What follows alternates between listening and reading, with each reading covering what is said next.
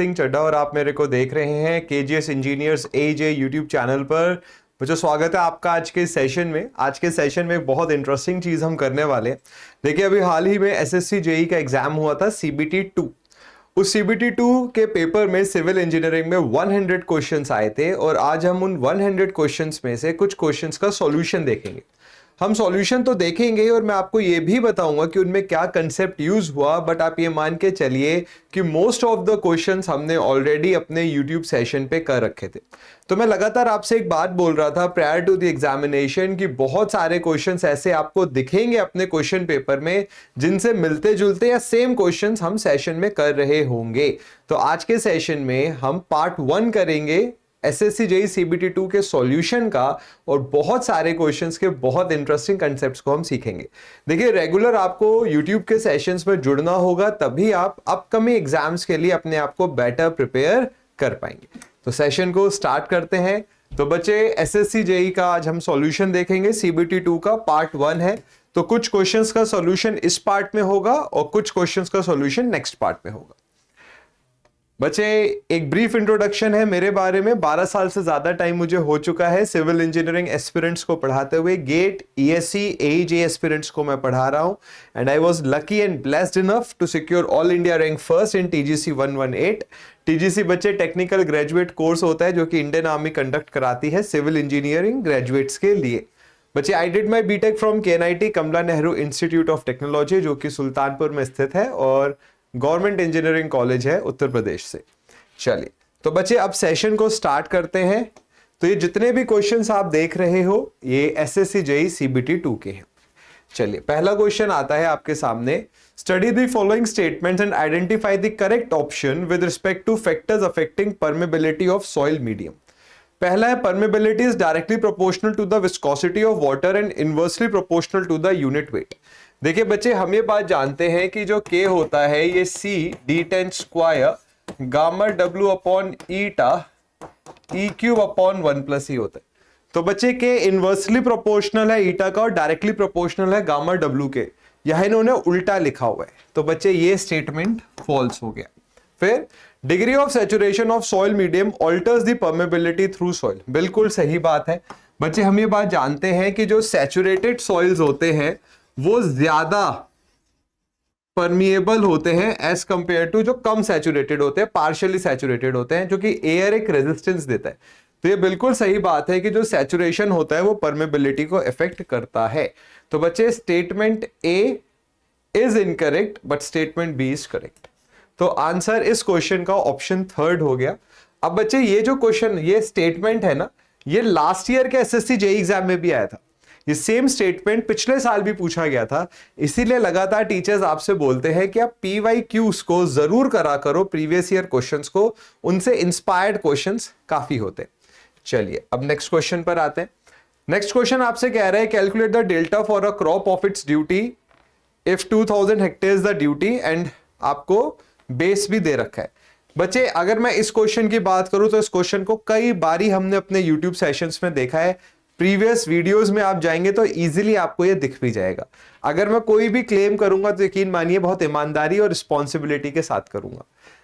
इस तरीके के क्वेश्चंस भी हमने कई बार अपने सेशंस में करे हैं। बच्चे, डेल्टा जो होता है ये 8.64 into B base period upon duty होता है। तो 8.64 इंटू 100 डिवाइडेड बाई 2000। तो बच्चे 432, तो आंसर आ गया 0.432। ठीक है, तो एक सिंपल क्वेश्चन है, आराम से किया जा सकता है। नेक्स्ट क्वेश्चन पे आते हैं। Which of the following laws state that the strength of cement concrete is only dependent upon water cement ratio provided the mix is workable? This is Abraham's law. Again इस question को कई बारी हमने अपने YouTube session में cover किया है। तो बच्चे, वाटर सीमेंट रेशियो और कंक्रीट की कंप्रेसिव स्ट्रेंथ में जो रिलेशन है वो अब्राम्स लॉ के साथ आता है और ये बोलता है कि वाटर सीमेंट रेशियो और कंप्रेसिव स्ट्रेंथ में एक इनवर्सली प्रोपोर्शनल रिलेशनशिप है। अब वाटर सीमेंट रेशियो बढ़ाओगे तो स्ट्रेंथ घटेगी। 2 रीजन है, वाटर सीमेंट रेशियो बढ़ाओगे स्ट्रेंथ घटेगी। तो बच्चे, वाटर सीमेंट रेशियो बढ़ाने का एक तरीका है कि आप वाटर कंटेंट बढ़ाओ। इससे क्या होगा, जो ब्लीडिंग है वो बढ़ जाएगी तो स्ट्रेंथ घटेगी।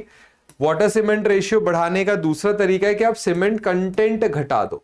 अगर आपने सीमेंट कंटेंट घटा दिया तो जो बॉन्डिंग ऑफ एग्रीगेट्स है वो घट जाएगी।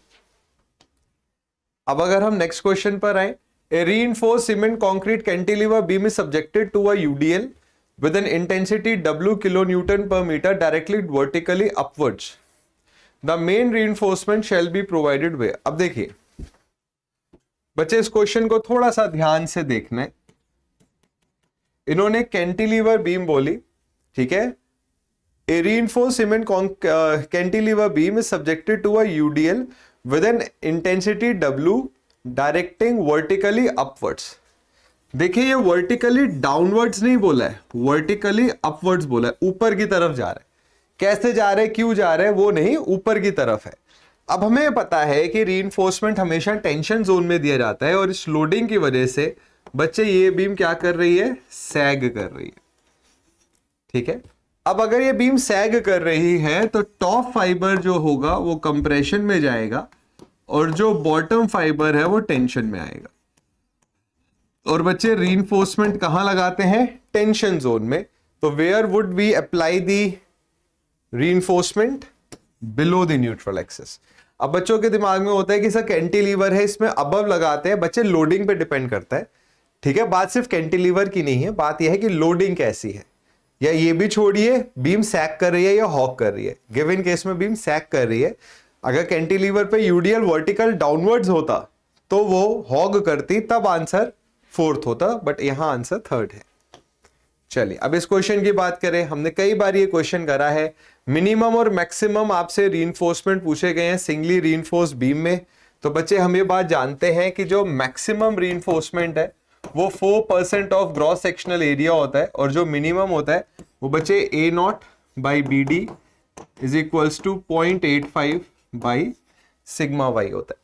तो A0/BD 0.85 बाई सिग्मा वाई। तो आंसर आ गया ऑप्शन फोर्थ। नेक्स्ट क्वेश्चन पर आते हैं। एज पर IS 7861 part 2, any operation of concreting done at such temperature, atmospheric temperature और below is termed as cold weather weathering. देखिए बच्चे, लगातार मैंने आपसे एक चीज बोली कि SSC में या JEE एग्जाम्स में कोड रिलेटेड क्वेश्चंस बहुत होते हैं, डायरेक्टली कोड से आते हैं। अब बहुत सारे कोड हैं, सारे कोड्स पढ़ना आसान नहीं होता है, तो ऐसे केस में PYQs की मदद लेनी चाहिए। अगर हम इस क्वेश्चन की बात करें तो जब आप थ्योरी पढ़ते हो तो थ्योरी में क्वेश्चन इजीली दिख जाता है आपको। तो बच्चे, अगर 5 डिग्री सेल्सियस से कम टेम्परेचर पर आप कंक्रीटिंग कर रहे हो तो उसको कोल्ड वेदर कंक्रीटिंग बोला जाता है, ठीक है। तो ये आपको याद रखना होगा, ये एक डेटा ओरिएंटेड क्वेश्चन हो गया। नेक्स्ट क्वेश्चन क्या कह रहा है आपसे, बच्चे 2 स्लैब दी गई हैं, एक की लेंथ 7 मीटर 3 मीटर है, एक की 4 मीटर और 3 मीटर है। इन्होंने बोला 1 वे और 2 वे स्लैब कौन सी है। तो बच्चे हम ये बात जानते हैं कि अगर LY/LX 2 से ज्यादा आ रहा है तो ये 1 वे स्लैब है, और अगर LY/LX 2 से कम आ रहा है तो ये 2 वे स्लैब है, ठीक है। तो बच्चे 7/3 2.1 हो गया, तो ये तो बच्चे 1 वे स्लैब हो गया, और 4/3 1.33 हो गया, तो ये 2 वे स्लैब हो गया। तो अब आप देख लीजिए इसमें कौन सा ऑप्शन है। स्लैब 1 इज 1 वे, तो आंसर इज ऑप्शन फोर्थ, ठीक है। Slab 1 is 1 way and slab 2 is 2 वे। बहुत आसान क्वेश्चन है। अगर बच्चों आपने YouTube सेशंस को रेगुलरली देखा हो तो हमने बहुत चैलेंजिंग क्वेश्चंस करे हैं, तो उनके सामने तो कुछ भी नहीं है। बट मैं हमेशा इस चीज के लिए स्टूडेंट्स को बोलता हूं कि आप एक लेवल ऊपर की मेहनत करो, कि जब आपका पेपर आए तो आपको उसको देख के लगे कि कितना आसान पेपर है। बट कुछ क्वेश्चंस अभी भी बहुत चैलेंजिंग है, उनको हम करेंगे। चलिए अब जैसे देखिए यही क्वेश्चन आ गया। Calculate the depth of neutral axis measured from the extreme compression fibre of a singly reinforced concrete beam of size given, reinforced with 2 numbers of 16 mm diameter steel bars using this axial और effective cover thickness दे रखा है। अब देखिए, तो बच्चे ये section है और इफेक्टिव कवर आपको दे रखा है 35 और डेप्थ आपको दे रखी है 450। तो बच्चे अगर हम D' की बात करें, या डी की बात करें, इफेक्टिव डेप्थ की बात करें, तो ये हो जाएगा 450 माइनस 35, मतलब 415 mm। अब बचे डेप्थ ऑफ न्यूट्रल एक्सिस, इस पर हमने कई बारी क्वेश्चन करे हैं। ये 0.36 sigma C K B X 0.87 sigma Y A S T होता है। थोड़ी सी कैलकुलेशन कर लेते हैं। एरिया ऑफ स्टील कैसे आएगा बच्चे? हमें बोला गया है कि 16 mm की 2 बार्स है,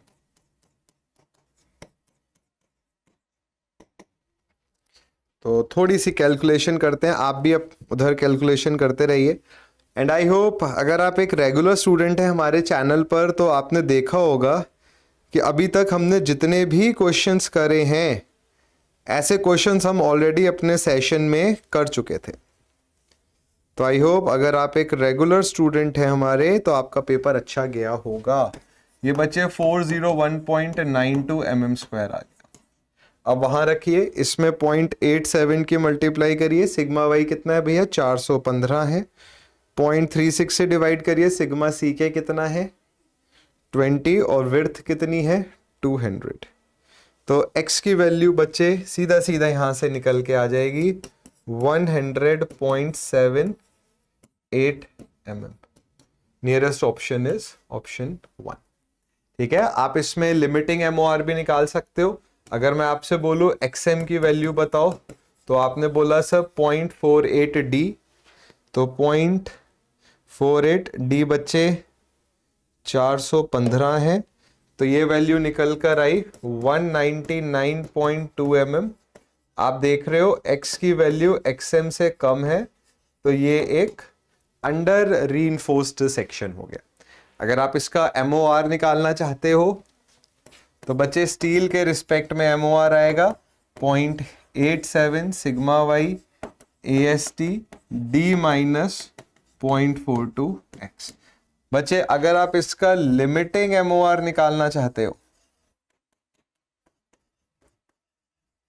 तो ये वैल्यू आएगी 0.36 सिग्मा सी के BXM D माइनस 0.42 XM।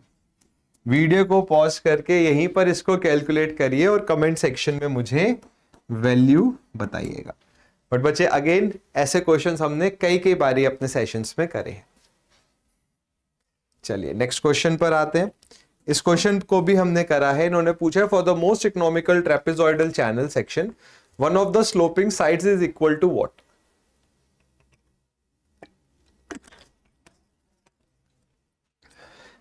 अगर आप याद करो तो इस क्वेश्चन को मैंने कई बारी YouTube सेशंस पे कराया है। मैंने आपको ये भी बताया था कि जो मोस्ट एफिशिएंट ट्रेपेजॉइडल चैनल होता है, ये 1/2 ऑफ रेगुलर हेक्सागन होता है। मतलब ये तीनों वैल्यूज इक्वल होती हैं, और बच्चे ये वैल्यूज निकल के आती हैं 2/√3 YEM। ऐसे केस में जो साइड स्लोप निकल के आता है वो 1/√3 होता है। ठीक है, तो जैसे मान लीजिए जो एक साइड स्लोप होता है, इसकी वैल्यू y√1 + m² होती है, तो 1 + 1/3, तो ये वैल्यू 2y/√3 आ गई। तो बच्चे तीनों वैल्यूज आपस में इक्वल है। तो जो स्लोपिंग साइड है, one of the sloping side किसके इक्वल होती है? बेस विड्थ के। जो बेस की विड्थ है, मतलब ये जो b वैल्यू है, यहां BEM बोल देते हैं, ये तीनों आपस में इक्वल होते हैं। ठीक है, चलिए अब नेक्स्ट क्वेश्चन आता है। सीधा सीधा क्वेश्चन है। आपको बोला गया है ट्रैफिक इंजीनियरिंग के बेसिस पे मैच द कॉलम करने हैं। तो बच्चे रेगुलेटरी साइंस, वार्निंग साइंस और इंफॉर्मेटरी साइंस हैं। तो रेगुलेटरी साइंस ABC में क्या ऑप्शन बता रहे हैं? देखिए बहुत आसान क्वेश्चन है, बहुत इजी क्वेश्चन है, और एक बच्चा जब तैयारी करता है तो ऐसे क्वेश्चंस को तो उसको करता ही करता है। तो ये आपको कमेंट सेक्शन में बना, मैं चाहता हूं थोड़ा सा आप मेहनत करें और मुझे कमेंट सेक्शन में बताएं कि इस क्वेश्चन का आंसर क्या होगा। 1 के साथ कौन सा आएगा, 2 के साथ कौन सा आएगा एंड सो ऑन। ठीक है, एक सिंपल सा क्वेश्चन है, बट कमेंट सेक्शन में जरूर बताइएगा। नेक्स्ट क्वेश्चन पर आते हैं। कोर्स ग्रेन सॉइल का बच्चे void ratio specific gravity given है, आपसे आईसीआर पूछा है। तो बच्चे कई बारी हमने ये क्वेश्चन करे हैं। आईसीआर जी माइनस 1/1 प्लस ही होता है। तो बच्चे जी हो गया 2.7 माइनस 1 1.7 और ये हो गया 0.7 ऐड। तो बच्चे आईसीआर की वैल्यू हो गई 1। ठीक है, ICR gamma dash by gamma W के इक्वल होता है। आप ये भी बोल सकते हो अपवर्ड सीपेज के टाइम पर क्रिटिकल हाइड्रोलिक ग्रेडियंट की कंडीशन आती है। आप ये भी बोल सकते हो कि आईसीआर की value G minus 1 multiplied by 1 minus N होती है, where N is porosity. Which of the following factors is not considered for the selection of rails? जब आप पटरियों की बात करते हो तो इनमें से किस क्राइटेरिया को नहीं माना जाता है? Gauge of track, speed of train, distance between successive railway stations and spacing of sleepers. तो बच्चे अगर हम इन सब पॉइंट्स को देखें तो जब हम रेल्स का सिलेक्शन करते हैं तो दो स्टेशंस के बीच के डिस्टेंस को मान्यता नहीं दी जाती है। तो जो रिमेनिंग पॉइंट्स हैं ये इंपॉर्टेंट होते हैं एक रेल, एक पटरी के सिलेक्शन में, बट जो थर्ड पॉइंट है वो मान्य नहीं होता है। अगेन बिल्कुल थ्योरी का क्वेश्चन है, तो हम ये देख सकते हैं कि इस बार का जो पेपर था वो कोई बहुत मुश्किल पेपर नहीं था, न्यूमेरिकल्स थे भी तो बहुत सिंपल थे। चलिए, सैंड डिपॉजिट है बच्चे, नेचुरल स्टेट में बल्क यूनिट वेट दे रखा है, unit weight of soil solids दे रखा है, वाटर कंटेंट दे रखा है, और इन्होंने आपसे पूछी है कि पोरोसिटी बताइए क्या होगा। देखिए बच्चे, यहां से आप देख सकते हैं कि आपसे पोरोसिटी पूछा गया। पोरोसिटी का मतलब क्या है कि आपको वॉइड रेशियो अगर पता चल जाए तो आप पोरोसिटी निकाल सकते हो। तो बच्चे जो ड्राई यूनिट वेट होता है ये G gamma W upon 1 plus E होता है। तो अगर यहां से ई आ जाए तो फिर एन भी आ जाएगा, तो N is E upon 1 plus E. बच्चे बट ड्राई यूनिट वेट क्या होता है? Gamma T upon 1 plus W. तो ये G gamma W upon 1 plus E के इक्वल हो गया। बच्चे बल्क यूनिट वेट कितना दे रखा है? 19.5, और वाटर कंटेंट कितना दे रखा है? 15%। तो ये हो गया 1.15। बट स्पेसिफिक ग्रेविटी नहीं दे रखी है। आपको पता है कि जो स्पेसिफिक ग्रेविटी होती है ये gamma S by gamma W होती है। तो बच्चे अगर हम गामा एस की बात करें, ये हमें कितना दे रखा है? 25। तो जी की वैल्यू हो गई 25 बाई गामा डब्ल्यू। ठीक है, या जी गामा डब्ल्यू कितना हो गया? 25। तो यहां पे जो जी गामा डब्ल्यू है इसकी जगह क्या आ जाएगा? 25 1 प्लस ई। तो यहां से हम वॉइड रेशियो निकालेंगे और फिर वहां से पोरोसिटी निकालेंगे। कोई मुश्किल क्वेश्चन नहीं है अगर आपने प्रैक्टिस करी हो, और हमने कई बारी ऐसे क्वेश्चंस करे। तो 19.5 डिवाइडेड बाई 1.15, 25 से इसको डिवाइड किया, -1 करा। तो बच्चे जो वॉइड रेशियो निकल कर आया वो 0.474 आया। पोरोसिटी क्या होगा? E अपॉन 1 प्लस ई। तो 0.474 डिवाइडेड बाई 1.474, ये वैल्यू निकल कर आएगी 0.321, ये जिसको आप बोल सकते हो 32.17%। ठीक है, तो एक बहुत अच्छा क्वेश्चन है। अभी तक के जितने भी क्वेश्चंस हमने देखे उनमें सबसे शानदार क्वेश्चन है, बट कई बारी हमने ऐसे क्वेश्चंस करे हैं। हमने अपने YouTube सेशन में इंजीनियरिंग सर्विसेज मेंस के क्वेश्चंस करे हैं। तो ये क्वेश्चन अच्छा क्वेश्चन है, बट मैं ऐसा नहीं बोलूंगा कि बहुत मुश्किल है। अगर आपने प्रैक्टिस करी है तो किया जा सकता है आराम से। मैं आपको लगातार बोलता हूँ ये चीज कि अगर आपको पोरोसिटी निकालनी है, आपको वॉइड रेशियो निकालना है, तो ड्राई यूनिट वेट निकालो। और हमें पता है कि पोरोसिटी सीधा सीधा वॉइड रेशियो से निकाली जा सकती है, तो उस अप्रोच को आपको फॉलो करना है। नेक्स्ट क्वेश्चन पे आते हैं। स्टेटमेंट का क्वेश्चन है, कोर कटर मेथड और sand replacement method can be used for finding in situ density of soil. बिल्कुल सही बात है। ये दोनों ही मेथड्स की मदद से आप बल्क यूनिट वेट निकालते हो सॉइल का फील्ड में। फिर उन्होंने बोला कि वाटर डिस्प्लेसमेंट मेथड जो है सुटेबल है कोहेसिव सैंपल्स के लिए फ्रॉम द फील्ड। ये भी बिल्कुल सही बात है। ये इसलिए सही बात है कि वाटर डिस्प्लेसमेंट मेथड में आप एक बॉल बनाते हो। बच्चे बॉल सिर्फ तब बन सकते हैं जब सॉइल के अंदर कोहेसिव प्रॉपर्टीज हो, फिर इस बॉल पे पैराफिन वैक्स लगाते हैं। तो ये दोनों ही स्टेटमेंट्स करेक्ट है। So both the statements are correct. 1 minute का समय दे।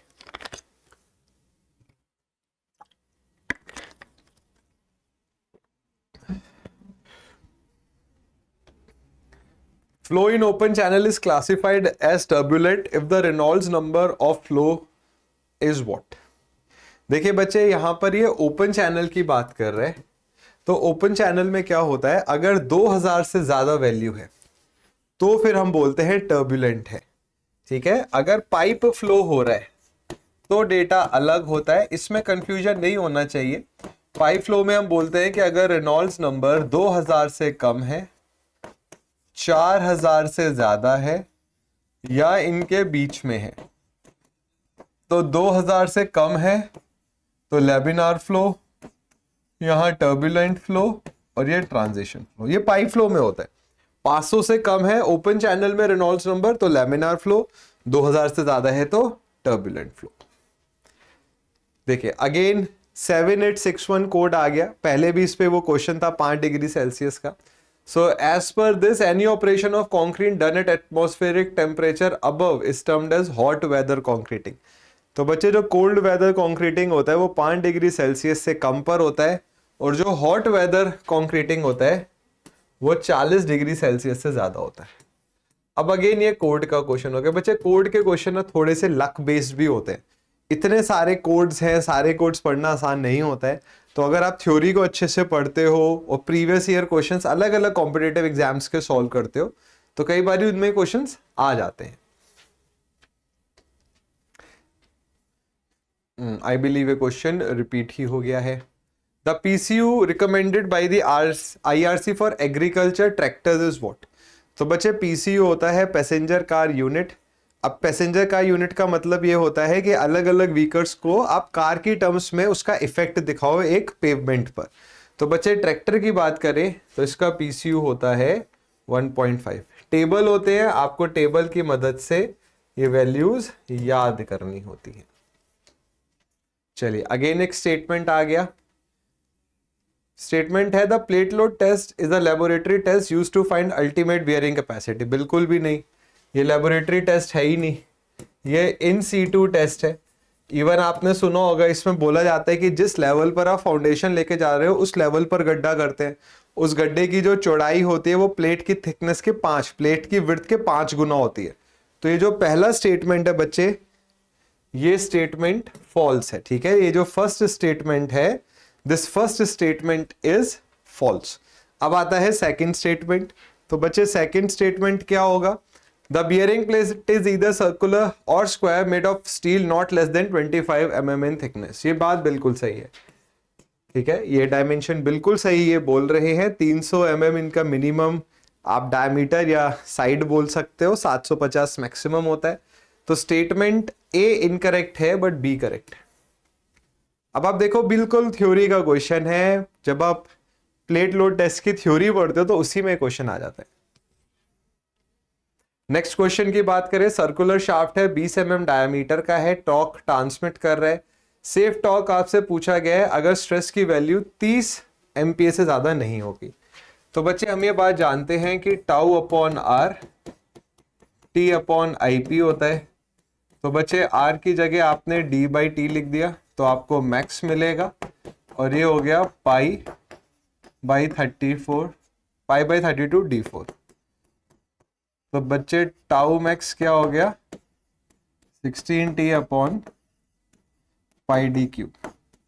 तो ये हो गया tau max into πd3 upon 16।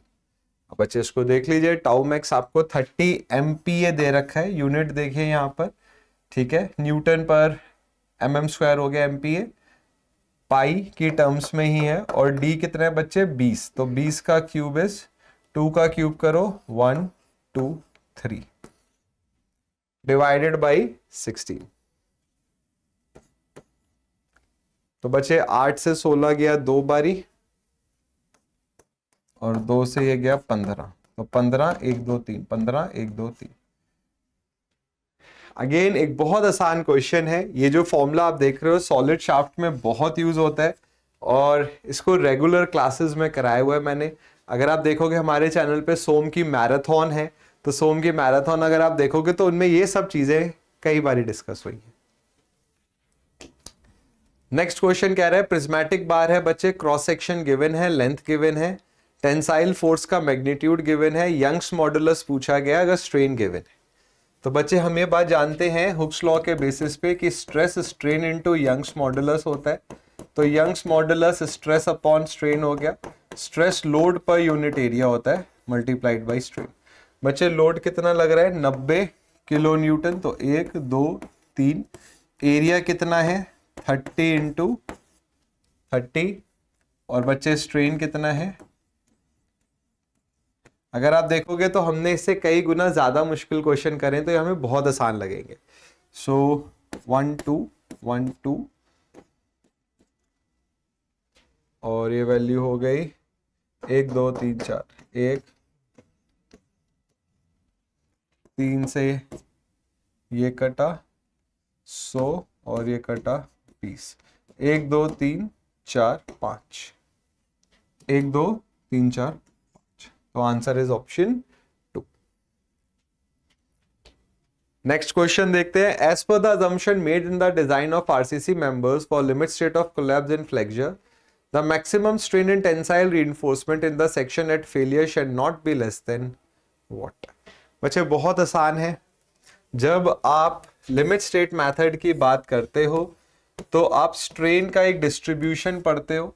क्या होता है बच्चे, कंक्रीट के लिए हम बोलते हैं कि ये वैल्यू 0.0035 है और यहां पर ये वैल्यू होती है 0.87 sigma Y by E S plus 0.002। तो बच्चे यहां पर सिग्मा वाई 415 है। तो जब आप इसको सॉल्व करोगे तो आंसर आएगा ऑप्शन 4। तो आंसर इज ऑप्शन 4। इस क्वेश्चन को भी हमने कई बारी क्लासरूम में किया है।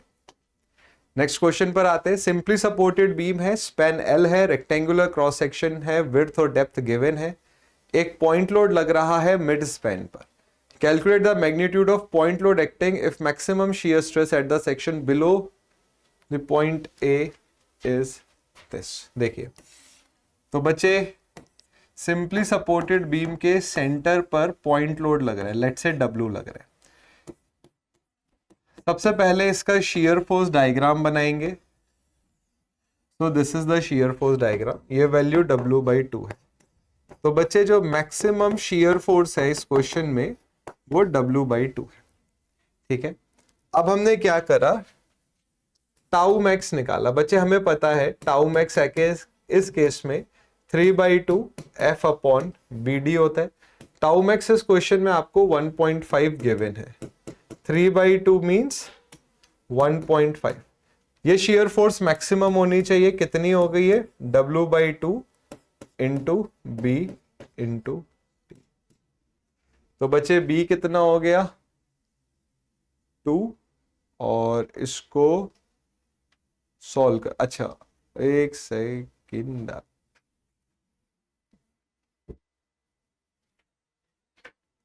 अब आपने इसको सॉल्व करना है। Calculate the magnitude of point load,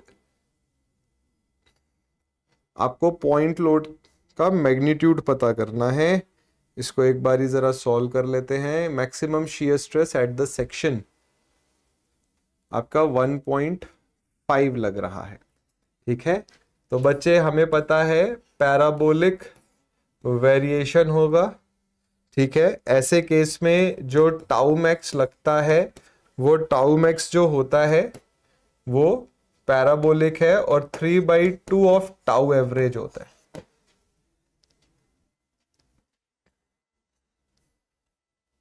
ठीक है, तो बस ये 3/2 है, इसको सॉल्व करिए, you should get the answer.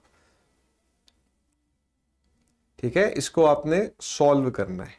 This is the method. एक बार इसको चेक करिए, सॉल्व करिए और आपको आंसर मिल जाएगा। चलिए नेक्स्ट क्वेश्चन पर आते हैं। What role does the schedule of rates play in the preparation of cost estimates for civil engineering works. देखिए बच्चे, एस्टिमेशन का क्वेश्चन है और सीधा सीधा क्वेश्चन है, ठीक है। तो कुछ क्वेश्चंस ऐसे होते हैं जो एक बच्चा जब तैयारी करता है तो उसको पता होने चाहिए। Again I want you to work a bit more. इस क्वेश्चन को एक बार कमेंट सेक्शन में बताने की कोशिश करिए। एस्टिमेशन का एक सिंपल सा टॉपिक है, ठीक है। Let's see how many of you know the answer, but it's a very straightforward question. चलिए नेक्स्ट क्वेश्चन आता है। Calculate the bulk modulus of an alloy body if its modulus of elasticity is given and Poisson's ratio is given. तो बच्चे हम ये बात जानते हैं कि E की वैल्यू 3K1 - 2 म्यू होती है, ठीक है। तो E हो गया 3 × 1 - 2 म्यू। तो बच्चे कितना हुआ 180, ये हो गया 60, म्यू कितना है 0.25, ये वैल्यू हो जाएगी 0.5।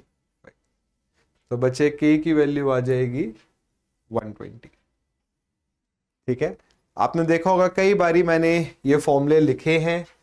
तो E की वैल्यू 2G1 + म्यू है। एक और फॉर्मूला हमेशा हमने डिस्कस किया है, और एक फॉर्मूला है ये।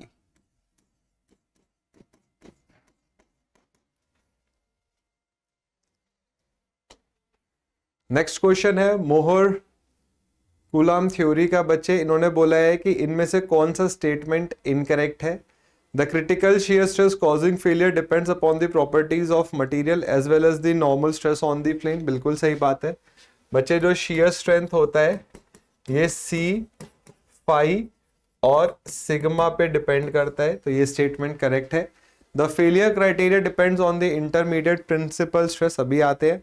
Material fails essentially by shear, ये बात बिल्कुल सही है। The ultimate strength of material is determined by the strength on the potential failure plane, ये बात भी बिल्कुल सही है। तो बच्चे ये जो स्टेटमेंट है ये फॉल्स है, ठीक है। तो कई बार क्या होता है, एलिमिनेशन मेथड होता है कि 4 में से 3 ऑप्शन नहीं हो सकते, तो जो बच गया वही आंसर होना चाहिए। चलिए अब इस क्वेश्चन को देखते हैं। Identify the incorrect statement. तो बच्चे ये आपके सामने कैंटिलीवर बीम है, लोड लगा हुआ है। इन्होंने आपसे बोला कि shear force at point C is greater than that at point B. तो बच्चे अगर मैं सबसे पहले इसका शियर फोर्स डायग्राम बनाऊं तो ये वैल्यू 800 है, ये वैल्यू 500 लग रही है और ये वैल्यू 300 है। तो बच्चे ये 800, फिर ये ऐसे जुड़ा और ये ऐसे। तो अगर हम ये वैल्यू देखें तो ये तो सब वैल्यूज का एडिशन हो जाएगा, ये 1600 हो जाएगा, ठीक है। ये वैल्यू 800 है और ये वैल्यू 1300 है। ये पॉइंट A है, ये B है, ये C है, ये D। तो shear force at point C is greater than at point B। नहीं होगा। आप देख सकते हैं कि B पर ज्यादा शियर फोर्स है, ठीक है। B पर शियर फोर्स बच्चे कितनी आ रही है, वैसे चेंज हो रहा है, 1600 आ रही है, और C पर ये वैल्यू 800 आ रही है, ठीक है। Shear force at point D is lesser than at point B, ये स्टेटमेंट करेक्ट है। This is correct statement. Bending moment at point C is less than at point B, बिल्कुल बात सही है। देखिए बेंडिंग मोमेंट डिपेंड करता है load और परपेंडिकुलर डिस्टेंस पे। जब आप इसका बेंडिंग मोमेंट डायग्राम बनाओगे बच्चे तो वो ट्राइंगल बनेगा और वो इस तरीके से बनेगा, लगातार मोमेंट बढ़ता चला जाएगा, बट ये लीनियर वेरिएशन तो होगा इस तरीके से। ये इसका बेंडिंग मोमेंट डायग्राम बनेगा। तो ये बात बिल्कुल सही है कि बी का बेंडिंग मोमेंट सी से ज्यादा है या सी पर बेंडिंग मोमेंट कम आएगा, ये स्टेटमेंट भी करेक्ट है। Bending moment at point C is greater than at point D, ठीक है। तो ये डी पॉइंट है, ये सी पॉइंट है, ये बी है, ये ए है। तो सी का बेंडिंग मोमेंट डी से ज्यादा है, डी पर तो 0 है, तो ये भी करेक्ट है। हमने शुरुआत में ही देख लिया था कि ये ही स्टेटमेंट इनकरेक्ट था। तो आंसर इज ऑप्शन 1। नेक्स्ट देखते हैं, calculate the volume of sand required for making 3 metre cube of concrete with nominal mix 1:2:4 for the construction of an RCC beam. बच्चे ये क्वेश्चन भी मैंने क्लास में कराया हुआ है। तो बच्चे टोटल कितना हो गया, 1 + 2 + 4 मतलब 7, तो 2/7 ऑफ 3, ठीक है। बट इसमें आप किसकी मल्टीप्लाई करते हो, 1.53 की, ठीक है। जब आप इसको सॉल्व करोगे तो वैल्यू आएगी 1.32, क्योंकि वेट मिक्स और ड्राई मिक्स की अलग अलग वॉल्यूम होती है। A laboratory compaction test conducted on a soil sample having specific gravity this, dry density this, have a degree of saturation this, optimum moisture content और air content बताइए। बच्चे air content तो सीधा सीधा आ जाएगा, 100 - S मीन्स 4%, किसी भी option में नहीं है। आपको जरूरत ही नहीं है एग्जाम टाइम पर OMC निकालने की, सिर्फ इसी से काम हो जाएगा। बट अगर आप OMC निकालना चाहते हैं तो gamma D G gamma W upon 1 + E होगा। अब आप देखो, अगर आप OMC निकालते हो तो क्वेश्चन लंबा हो जाएगा आपके लिए। तो बच्चे जी की वैल्यू कितनी दे रखी है, 2.65, और गामा डी कितना है 1.8, -1 करा, तो बच्चे वॉइड रेशियो आया 0.472। अब SEWG के इक्वल है, तो इसमें हमने 0.96 की मल्टीप्लाई करी, और W कितना है, W हमें पता करना है, G कितना है 2.65। तो बच्चे वाटर कंटेंट निकल के आ गया 7.10%, ठीक है। तो जियोटेक को तो आई बिलीव हमने बहुत मेहनत से पढ़ा है, तो आपके जियोटेक के तो सारे क्वेश्चन सही होने चाहिए। नेक्स्ट क्वेश्चन आपसे कह रहा है कि भैया बताइए कैलिफोर्निया बियरिंग रेशियो के लिए इनमें से कौन से पैरामीटर्स होते हैं। तो बच्चे 2.5, 2.5 और 5 होता है। तो ऑप्शन 1 और 2 से ही CBR वैल्यू निकाली जाती है। 2.5 की वैल्यू को प्राथमिकता मिलती है, बट अगर 5 की वैल्यू से ज्यादा आ रहा है तो टेस्ट को दोबारा करते हैं, और अगर दोबारा ज्यादा आ रहा है तो फिर 5 की वैल्यू को कंसीडर करते हैं। चलिए नेक्स्ट क्वेश्चन है, इनमें से कौन सा स्टेटमेंट इनकरेक्ट है कैम्बर को लेकर। बच्चे कैम्बर क्या है,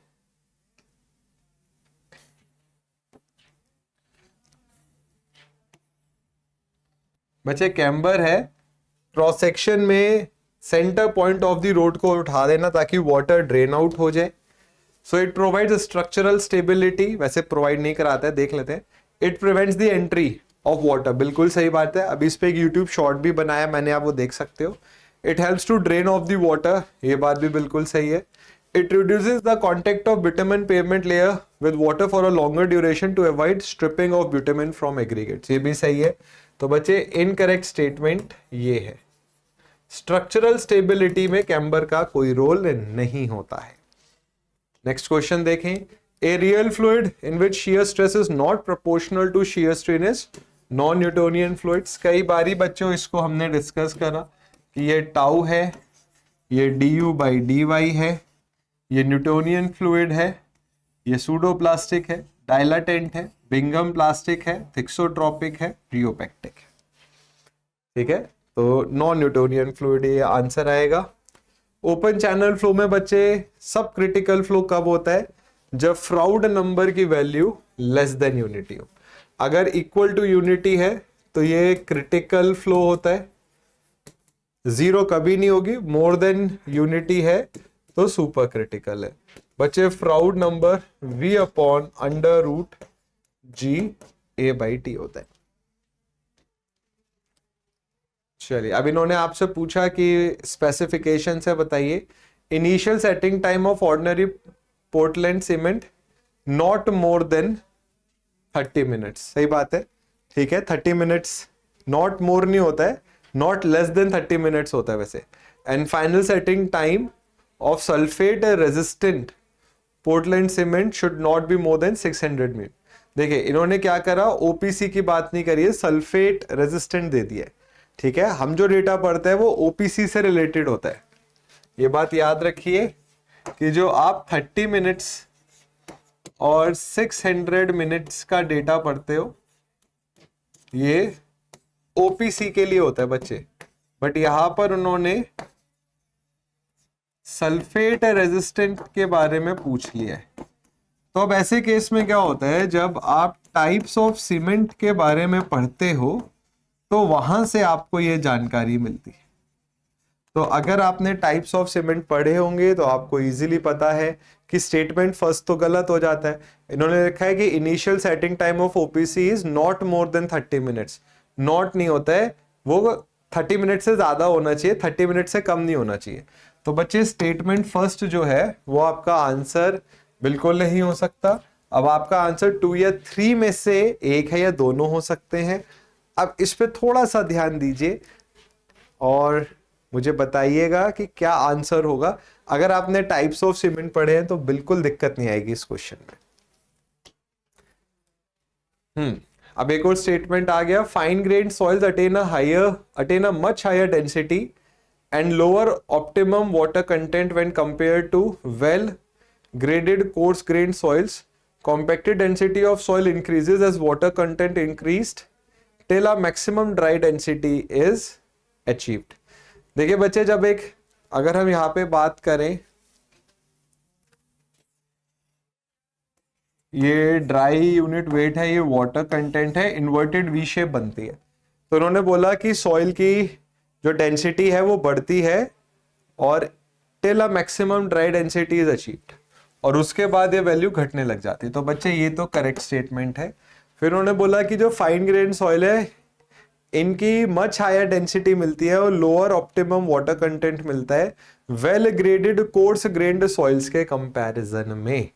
बच्चे जो well graded course grand soils होते हैं ना वो सबसे अच्छे होते हैं कॉम्पेक्शन में। तो अगर आप एक well graded course grand soil लोगे, जैसे कि सैंड को वेल ग्रेडेड करोगे, तो आपको उसका सबसे अच्छा कॉम्पेक्शन मिलता है।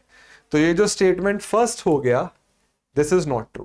So statement B is correct, but A doubtful है। अब बच्चे आपके सामने apparatus है, आपसे पूछा गया है कि ये apparatus ब्यूटेमन के क्या चीज फाइंड आउट करने में यूज किया जाता है। बहुत सिंपल सा टेस्ट है ये। लास्ट ईयर भी ऐसे ही क्वेश्चन आया था, उसमें ट्राईएक्सियल apparatus के बारे में पूछा था। तो बच्चे आंसर इज पेनिट्रेशन टेस्ट। इस इक्विपमेंट की मदद से आप पेनिट्रेशन टेस्ट को पढ़ते हो ब्यूटेमन के। According to Mohs hardness scale, the hardness value of cords is what? बच्चे it is 7। अगर आप याद करो, कई बारी मैंने मोहस स्केल पर टेबल दिखाए हैं आपको कि भैया अलग अलग मटेरियल्स हैं, उनका आप फाइंड आउट, उनका टेबल याद रखिए।